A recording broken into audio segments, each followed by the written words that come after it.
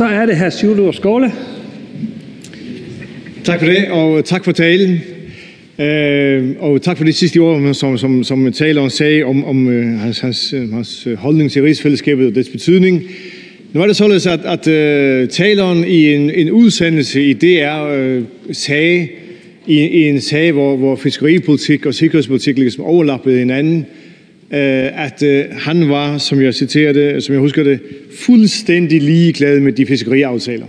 Og det, som der lå i det, som mange opfattede, det var, at Danmark skal bare overtage Færøernes fiskeripolitik, så siger vi definerer det som sikkerhedspolitik, og så tager vi magten tilbage fra Færøerne.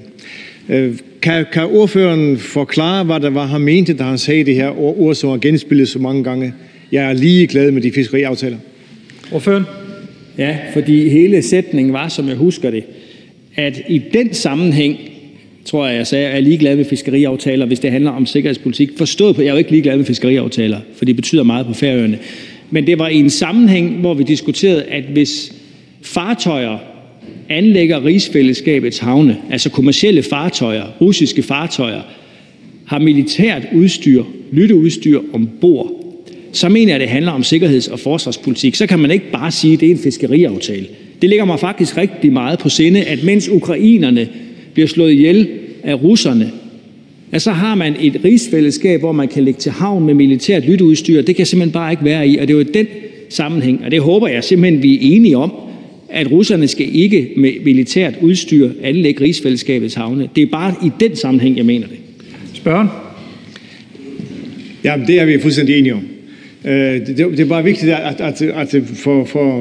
at ordføreren gør klart, at han også mener, at når det er overlap, der er jo mange gange totalt overlap mellem sikkerhedspolitik og erhvervspolitik og fiskeripolitik og handelspolitik osv., så må man mellem Danmark og Færøerne tale sig til rette, så at Danmark ikke ligesom tager områder tilbage, for det vil jo skabe en anden konflikt, som jeg går ud fra, at ordføreren heller ikke ønsker at få skabt.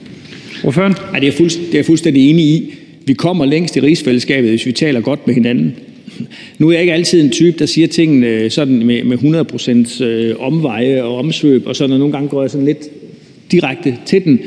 Det er bare vigtigt for mig at sige, at i en situation, hvor folk dør på slagmarken, og hvor det frie samfund kæmper mod det ufrie, så er vi nødt til bare at være enige om, at hvis kommercielle fartøjer har militært lytteudstyr ombord, så har vi en fælles opgave i at gøre noget ved det.